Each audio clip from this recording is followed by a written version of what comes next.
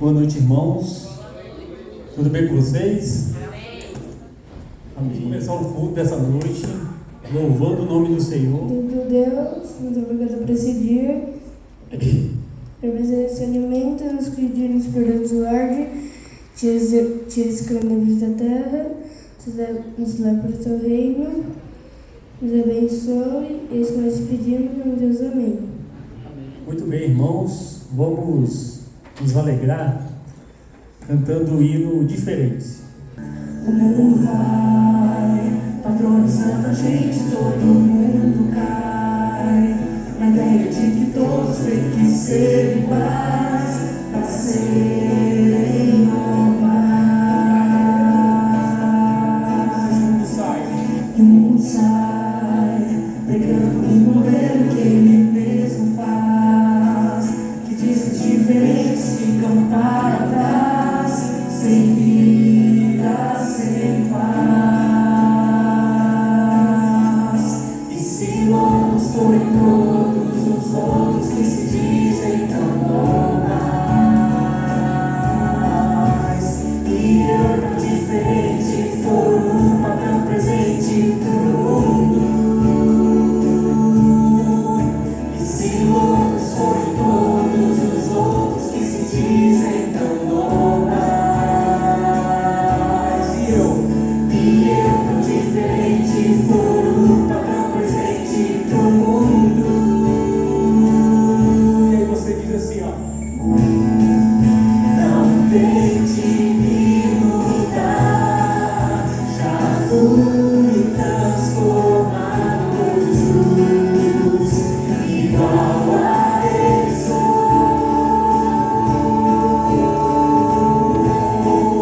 Não tente me mudar, já fui transformado por Jesus, igual a Ele sou. Diferente.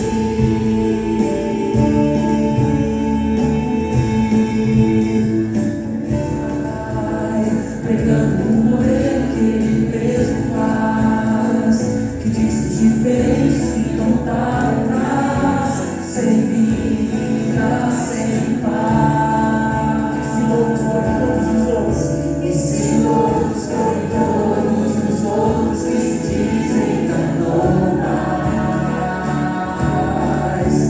e eu tão diferente for o padrão presente do mundo.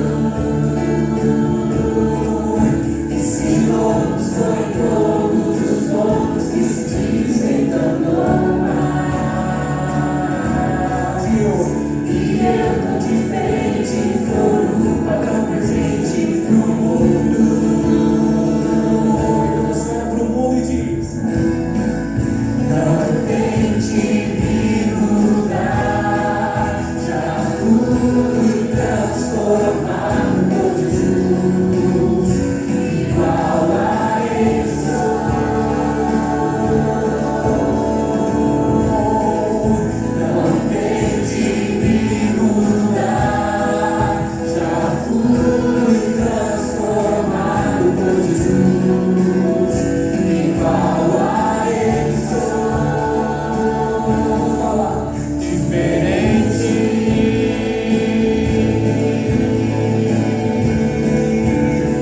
Eu sou diferente.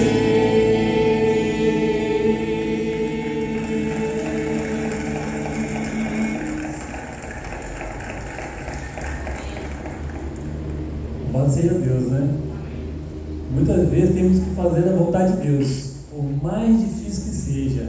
E muitas vezes Ele nos pede para sermos diferentes deste mundo. Ele pede isso para que nós possamos ser iguais ao nosso Mestre. Amém? Que possamos sempre obedecê-lo em tudo que Ele nos pede. Tá?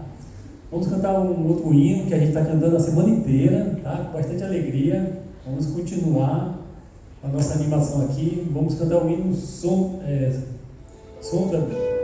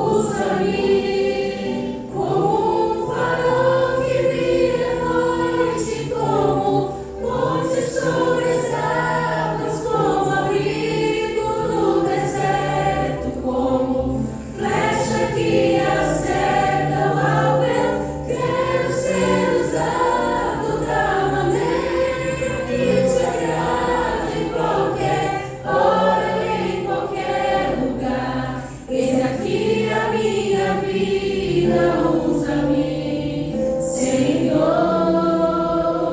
usa-me.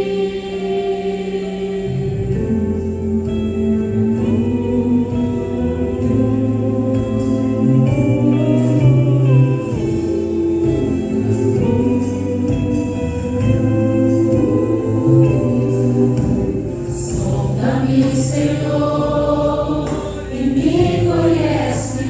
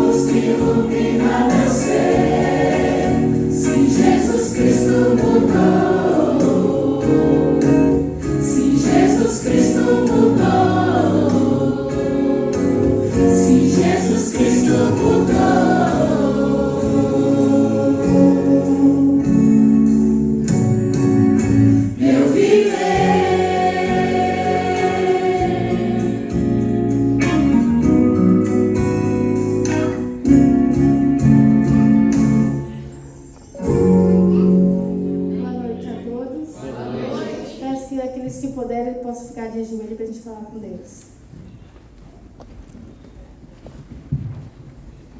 Querido Deus, amado Pai, obrigado, Senhor, porque aqui estamos, Senhor, mais uma noite para louvar e engrandecer o Teu santo nome. Senhor amado, eu peço por cada lar aqui representado, Senhor, que eu possa derramar uma porção dobrada do Teu Santo Espírito. Amém. Esteja, Senhor, com toda a programação, com tudo que for acontecer aqui, que o Teu Santo Espírito esteja sobre cada uma dessas famílias, com cada lar representada. Obrigado, Senhor, por essa oportunidade que o Senhor nos dá, dessa semana de oração, de poder estar aqui cada dia, agradecendo pelas bênçãos, pelos milagres que acontecem na nossa vida a cada dia. Obrigado, Pai, por tudo. Em nome e por amor de Cristo Jesus. Amém. Amém.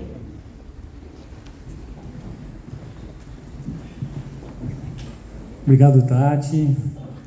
Muito bom. Nesse momento, queremos chamar a nossa irmã, Ana Helena, para uma mensagem musical. Jesus é melhor sim que ouro e bens. Jesus é melhor do que tudo que tens, melhor que riquezas e posições,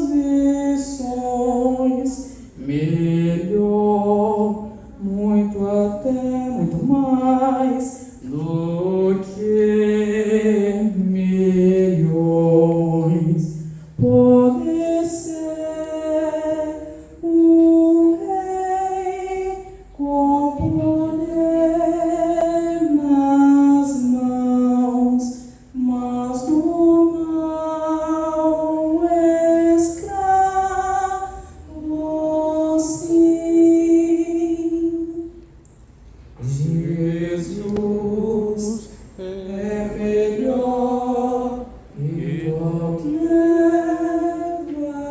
valor, amigo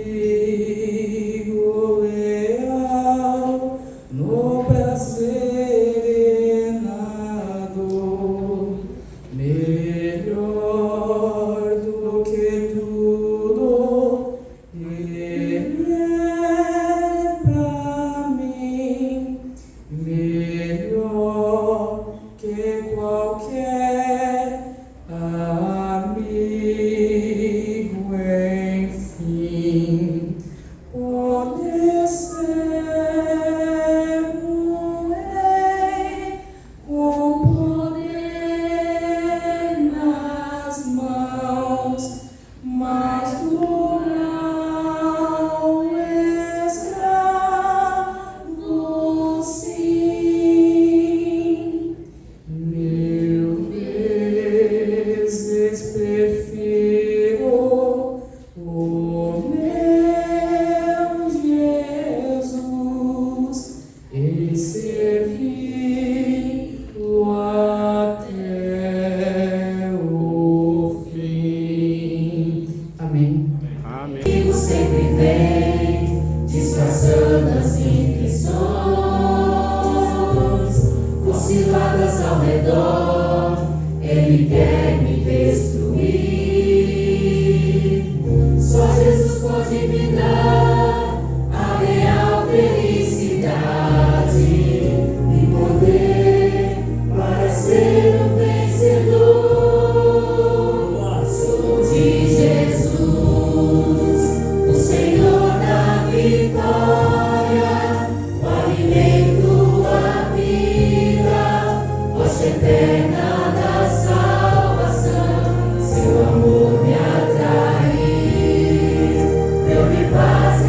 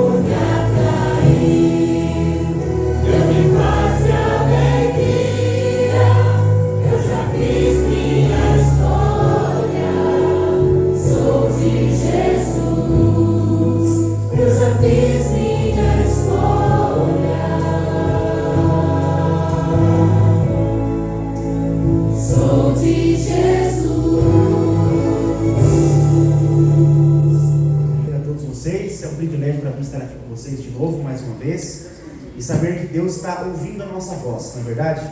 Esses louvores têm tocado muito meu coração, são louvores que eu gosto bastante, e sempre que a gente canta louvores a Deus, parece que a gente se eleva até o céu, né? A gente fica mais pertinho de Jesus, a gente sente o nosso coração preenchido, aquecido, embora faça frio lá fora, o nosso coração fica cheio, aquecido pela presença do Espírito Santo, não é verdade? Como é bom cantar louvores a Deus, como é bom estar aqui na casa dele e saber que ele ouve a nossa voz. É por isso que mais uma vez eu queria convidar você a fechar os seus olhos para que possamos conversar com esse Deus maravilhoso. Vamos orar. Querido Deus e amado Pai, estamos aqui hoje mais uma vez na tua casa de oração, dispostos a ouvir a tua voz. Que o Senhor possa continuar, por favor, Pai, falando ao nosso coração através da sua palavra, e assim possamos, de uma forma de acordo com a tua vontade, sermos transformados à tua imagem. Que possamos, Senhor, a cada dia ser mais parecidos contigo, para sermos melhores pregadores do Evangelho. Nós cantamos aqui, Pai, que nós somos do Senhor, que nós pertencemos a Ti.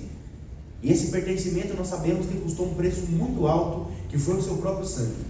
Portanto, Senhor, que possamos fazer valer a pena todo o sacrifício e mostrar para esse mundo que nós pertencemos a Ti, e vamos dar um grito bem forte para esse mundo, para dizer que o Senhor vai voltar.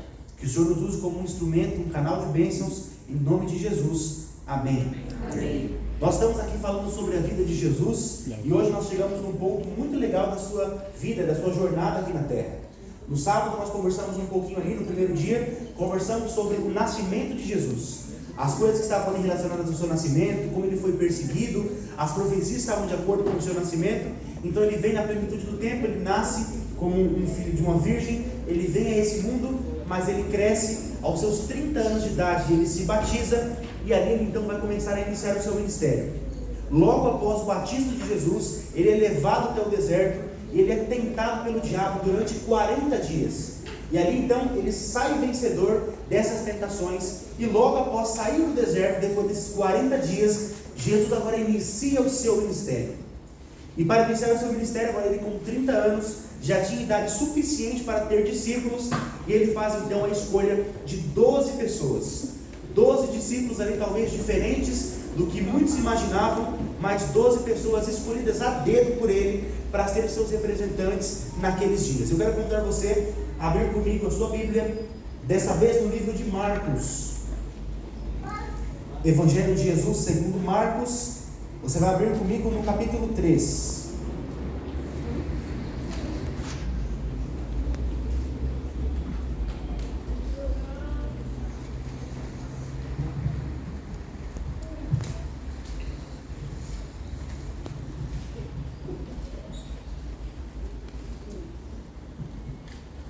Marcos capítulo 3, a partir do versículo 13, traz para nós como título ali, a escolha dos 12 apóstolos. Marcos capítulo 3, versículo 13, e a palavra de Deus diz assim para nós: Depois subiu ao monte e chamou os que ele mesmo quis, e vieram para junto dele.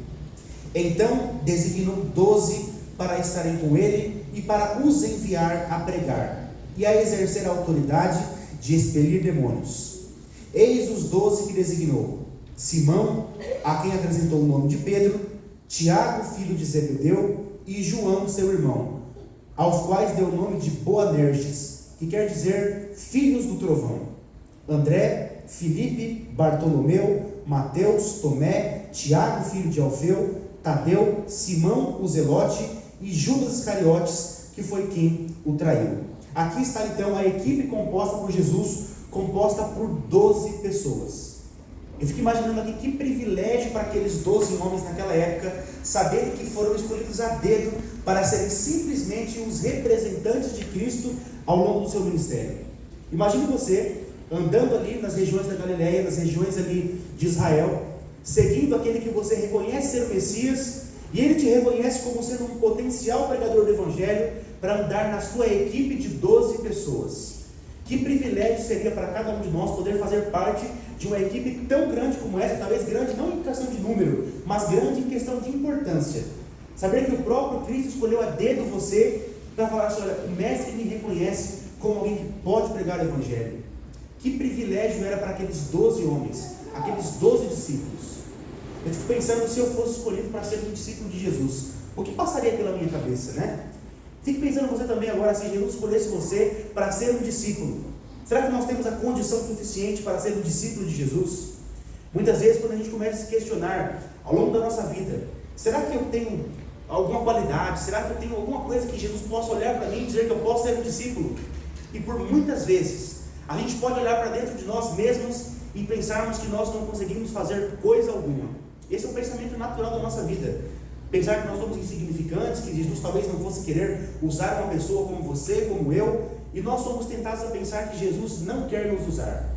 Mas quando olhamos para os 12 discípulos, nós percebemos que é completamente o contrário. Ele usa pessoas de todos os tipos. E eu fico pensando que Jesus ele poderia ter escolhido naquela época 12 pessoas das mais influentes em Israel. Ele podia ter pegado alguém que tinha uma alta patente na época, para que fosse um grande representante, para que fosse um grande líder, e as pessoas reconhecessem de longe. Mas quando nós começamos a conhecer um pouquinho das características dos discípulos, nós percebemos que de qualidades talvez eles não tinham tantas assim. Se você for um pouquinho na vida deles ali, você vai enxergar um homem chamado Tomé. Tomé, ele era aquele homem que era duvidoso das coisas. Ele tinha muitas dúvidas. É aquele que é conhecido como só acredita vendo. Já ouviu falar disso? Nós temos muitas pessoas assim hoje em dia também, que só acreditam se ver um milagre, só acreditam se enxergar alguma coisa na frente. Às vezes alguém diz uma coisa para ela: olha, Jesus vai fazer uma obra na sua vida. Ah, mas eu não sei se é bem assim, eu não acredito. Tem gente que tem muitas dúvidas, ela só acredita vendo, tem pouca fé. E se você se sente uma pessoa que tem pouca fé, saiba que uma pessoa como você estava escolhida entre os 12 discípulos. Sabe por quê? Deus queria mostrar para mim e para você que não importa quem nós somos, não importa o que a gente é hoje, como nós nos enxergamos, o que importa é o que Ele vê em nós e o que Ele pode fazer através de nós. Nós encontramos outros discípulos também que tinham um temperamento um tanto quanto diferente. Quando você encontra aqui o próprio Jesus dizendo que Ele deu o nome de Tiago e João, de filhos ali do trovão, como Boanerges. Boanerges no grego significa ali filhos do trovão. E eles eram filhos do trovão porque eles tinham um temperamento um tanto quanto acima do normal. Sabe aquelas pessoas esquentadinhas? Às vezes um pouco grosseiro, às vezes um pouco bravo, impulsivo, está sempre caçando uma briga ali, não consegue ouvir uma coisa diferente, já quer brigar, já quer falar diferente, eleva o tom um pouquinho mais alto. Esses eram conhecidos como filhos do trovão. É incrível porque Tiago e João, dos 12 discípulos, eles eram dos 3 principais. Quando você vai ver os mais próximos de Jesus, era Pedro, Tiago e João. Inclusive esse Tiago e João, que eram filhos do trovão, que eram esquentados demais. Mas Deus queria mostrar para nós que Ele escolhe pessoas que são filhos do trovão e transformam, como no final da vida, um discípulo do amor, como João era conhecido. João foi escolhido, ainda como um filho do trovão, para durante o caminho com Jesus, ser transformado em discípulo do amor. Aquele que tinha a sua vida tão esquentada, tão difícil, um homem que tinha um temperamento forte, ele foi sendo lapidado por Jesus.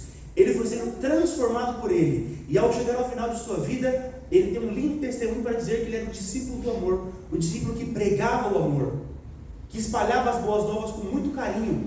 Não tinha mais aquele comportamento ríspido, não tinha mais aquele comportamento diferente, aquele comportamento grosseiro. Mas agora era um homem transformado por Jesus e capacitado para levar o Evangelho para todo tipo de pessoa. Deus preserva a vida de João.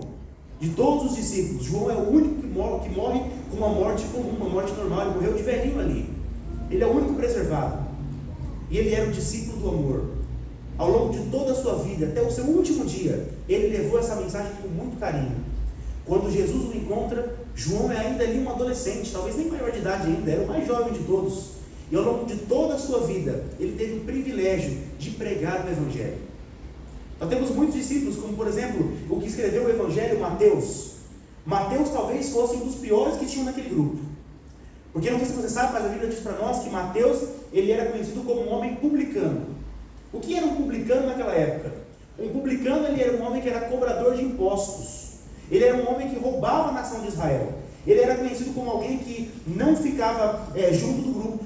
Por quê? Um publicano naquela época, ele tinha uma cadeira especial diferente, porque ele se achava mais do que as outras pessoas, as pessoas não chegavam perto dele, ele andava com uma comitiva de guardas para que não matassem ele. Ele era um homem odiado, era um homem que não podia sair na rua com tranquilidade, porque ele sabia que muitas pessoas podiam vir até ele para bater nele, para jogar uma pedra, para acusá-lo de ladrão. Era um homem que prejudicava a nação, mas ao encontrar Jesus, ele percebeu que uma mudança de vida era possível no seu coração. Então, aquele homem que um dia foi ladrão, um dia foi um homem que podia desviar dinheiro, que prejudicava a nação de Israel, foi escolhido por Jesus para levar a mensagem ao mundo. Você percebe que grupo diferente Jesus ele pega? Pessoas talvez ali impensáveis, um grupo que possivelmente não daria certo. Pessoas que eram ali zelotas, outros eram publicanos, eles não se davam nem bem, nem andavam juntos. Pessoas talvez ali que ninguém dava nada por elas. Mas Jesus, o Messias, o verdadeiro Cristo, ele vem nessa terra, ele olha para aquelas pessoas e ele diz assim: olha, eu enxergo o potencial em você. Amém. Não importa se você acha que você não consegue fazer alguma coisa, porque eu sei que quando eu chego num lugar, as coisas mudam. Então não importa se você pensa que você não consegue pregar o Evangelho, ou que você seja insignificante. Jesus, ao olhar para você, ele enxerga um potencial em você e fala assim: olha filho, você pode ser um grande pregador do Evangelho. A Bíblia vai dizer para nós que esses 12 discípulos, eles foram escolhidos para pregar o Evangelho. E quando nós falamos em pregação do Evangelho, talvez o nosso coração se encha de temor, porque nós temos medo muitas vezes de sair por aí pregando o Evangelho. Eu quero dizer para você que o Evangelho, ele não se limita a você pegar uma Bíblia, um microfone, subir no púlpito de uma igreja, ou talvez lhe dar um estudo bíblico. A pregação do Evangelho, ela não se limita somente a essas coisas. Eu me lembro quando eu fazia estágio numa outra igreja, no campo da Paulista Sul, e logo no meu primeiro ano de teologia, fazia ali um estágio com evangelismo também. Eu lembro que num sábado de manhã, um casal me procurou na igreja e falou assim: Luiz, eu quero acompanhar você hoje à tarde, porque eu quero aprender a dar estudo bíblico. Você pode me levar com você? Eu falei: claro, irmão, sem problema, vamos comigo, né?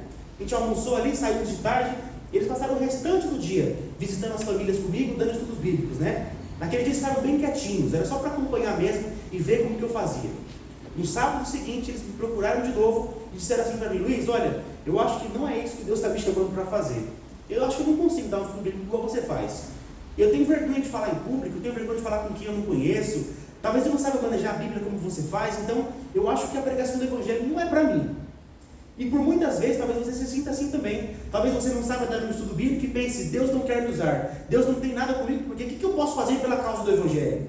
Eu quero que você entenda que muitas vezes o maior estudo bíblico que você pode fazer não é abrindo uma Bíblia, mas é mostrando a sua vida, é mostrando o seu caráter.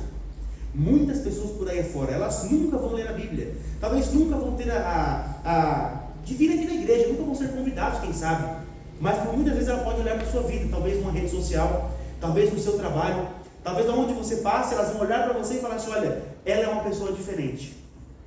O único testemunho, a única Bíblia que ela vai ler na vida, talvez seja você. E que testemunho você tem dado? Hoje em dia ficou muito fácil pregar o Evangelho. Você não precisa mais sair na rua procurando por um estudo bíblico ou pregando numa igreja. Às vezes um simples compartilhamento de uma mensagem já leva tantas pessoas a Jesus. Eu lembro de tantos testemunhos que a gente recebe, aqueles videozinhos curtinhos que você envia para uma pessoa às vezes, uma mensagem curta da Bíblia, uma meditação que você apresenteia a pessoa, ela conhece Jesus, a partir dali ela se converte, se torna uma grande pessoa no Evangelho. Por quê? Porque certa vez alguém chegou nela e falou assim: olha, eu presente para você um livro missionário. Tem gente que nem gosta de entregar o livro. Eu conheço uma pessoa da minha igreja, ele foi um pastor da Assembleia de Deus, hoje ele é um ancião da nossa igreja, lá no Parque Arariba. E certa vez ele achou um livro no lixo, aqueles livros da esperança, né? Ele achou um livrinho no lixo e falou assim: olha que livro interessante, vou levar para casa. Era o livro A Grande Esperança, que é um compilado do livro Grande Conflito. Ele leu aquele livro, ele se converteu e hoje é um dos anciãos da igreja. Amém. Muitas vezes a gente acha que a gente não tem diferença nenhuma, mas às vezes um livro que foi jogado no lixo fez uma diferença tremenda, né? Não gostei de jogar livros no lixo, não é isso que eu estou dizendo, mas a entrega de um livro, por muitas vezes, ela pode fazer a diferença na vida de alguém. E nós pensamos: ó, você não pode fazer nada pelo Evangelho. Às vezes você manda um sermão para ele, compartilha com ele do YouTube, ele fala: assiste essa mensagem aqui, uma mensagem curta, uma mensagem de Deus para você. Você presenteia com um livro, ali talvez com uma meditação, você compartilha com ele uma mensagem, e você já está pregando o Evangelho, mesmo que você não perceba. Nessa pandemia, Claro que a gente não consegue tirar uma bênção de uma maldição, mas a gente percebeu que na pandemia a internet cresceu bastante. E nós conseguimos pregar o Evangelho de uma forma muito maior. E percebemos que muitas vezes a pregação do Evangelho, nós não precisamos nem sair do sofá de casa. Você pode pregar o Evangelho lá do outro canto do mundo, só compartilhando uma mensagem. E se você se sente indigno de compartilhar, às vezes de levar ao estudo bíblico, saiba que compartilhando uma mensagem curta, você já está pregando o Evangelho. A igreja começou logo no comecinho ali, quando Jesus já tinha partido. A igreja começou muito pequenininha. E hoje nós temos um grande número de pessoas. Eu quero mostrar para você como começou a igreja, como a pregação do Evangelho se iniciou a partir dos discípulos. Eu quero que você abra sua Bíblia comigo no livro de Atos dos Apóstolos.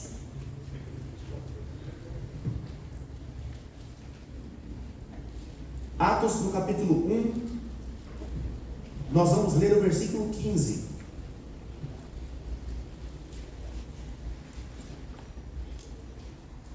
Atos, capítulo 1, o versículo de número 15. E a Bíblia diz assim para nós, Atos 1, verso 15. Naqueles dias, levantou-se Pedro no meio dos irmãos. Ora, compunha-se a assembleia de umas 120 pessoas. Vamos ficar só nesse versículo por enquanto, mas imagina aqui comigo. Pedro, ele era aquele homem que havia sido escolhido por Jesus para ser um dos discípulos. Aqui já havia passado algum tempo. Jesus havia acabado de subir para o céu. E eles estavam ali reunidos numa assembleia com 120 pessoas. Imaginem só, a igreja começou com 120 pessoas. Se nós estamos aqui reunidos hoje como igreja, e você encontra tantas igrejas por aí afora, tantos cristãos parados ao redor do mundo, saiba que no princípio começou ali com 120 pessoas. E como você pensa que eram essas 120 pessoas? Será que elas eram influentes? Será que eram pessoas que tinham, talvez, respeito na sociedade? De forma alguma. Essas 120 pessoas eram compostas ali por ex-ladrões, pessoas que tinham uma vida, talvez, ali no passado tão difícil, tão ruim. Na equipe de Jesus nós encontramos ex-ladrões, ex-prostitutas, pessoas que eram ali, talvez, esquentadas demais, pessoas briguentas. E ele consegue unir 120 pessoas que não tinham sequer nenhum tipo de autoridade, nenhuma influência. E ele começa a sua igreja a partir dali. Por quê? Essas 120 pessoas tiveram o privilégio de ouvir da própria boca de Jesus o que nós lemos no versículo 8.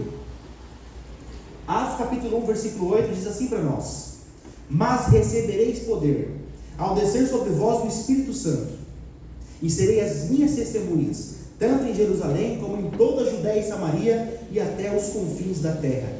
Imagina só, eles ouviram da boca de Jesus: vocês vão ser as minhas testemunhas. É por isso que nós enxergamos aqui agora 120 pessoas que nas mãos de Deus estavam ali sendo enviadas para pregar o Evangelho. 120 pessoas sem nenhuma influência estavam ali agora para pregar o Evangelho, porque Jesus mesmo disse para elas: vocês vão receber o Espírito Santo, e vocês vão ser as minhas testemunhas em Jerusalém, na Samaria, na Judéia, até os confins da terra.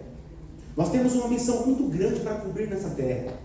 Na verdade, não é que a igreja tenha uma missão, é Deus que tem uma missão, mas Ele tem uma igreja para cumprir essa missão. Nós somos a igreja de Deus, nós somos o seu povo, e Ele nos chama todos os dias para cumprirmos uma missão. Esse Atos capítulo 1, versículo 8, é o que Ele diz para nós todos os dias: vocês vão receber poder, vocês vão pregar o Evangelho em Samaria, na Judéia, nos confins da terra, onde vocês estiverem, vocês vão ser as minhas testemunhas. Nós somos essa testemunha de Jesus, todos os dias, quando nós nos colocamos em suas mãos. Você percebe que depois daí então, nós não vamos ler aqui, mas em Atos capítulo 2, você percebe que a igreja foi crescendo. Você percebe ali que o dom do Espírito Santo desceu sobre a igreja, aconteceu ali o dom de línguas. As pessoas ouviam a pregação de Pedro na sua própria língua materna. Ele pregava numa sua língua, as pessoas ouviam na sua própria língua. Imagina só, um grego ouvindo você pregar, um japonês ouvindo você pregar, uma pessoa de tantos países. A pregação foi possível porque 120 pessoas acreditaram na mensagem de Jesus e acreditaram que elas podiam fazer diferença no mundo. O Espírito Santo desce na igreja. Pedro faz um sermão fantástico. Se você acompanhar comigo, você vai perceber aí no capítulo 2, olha só que incrível. Atos capítulo 2, versículo 41. Ali no sermão de Pedro, um sermão maravilhoso de Pedro, olha o que diz para nós, Atos capítulo 2, versículo 41. Então, os que lhe aceitaram a palavra foram batizados, havendo um acréscimo naquele dia de quase 3.000 pessoas. Eu fico abismado quando eu vejo esse número aqui, porque esse foi somente um sermão de Pedro, talvez um dos primeiros sermões que a igreja cristã teve a oportunidade de pregar naqueles tempos. 120 pessoas nas mãos do Espírito Santo, um sermão poderoso de Pedro, converteu simplesmente 3.000 pessoas. Amém. Que coisa linda isso aqui, né? 3.000 pessoas. Eu fico pensando, né? Ao longo da minha vida, que eu tenho permanecido já no ministério, já faz alguns anos, eu não consegui levar sequer 500 pessoas ao batismo.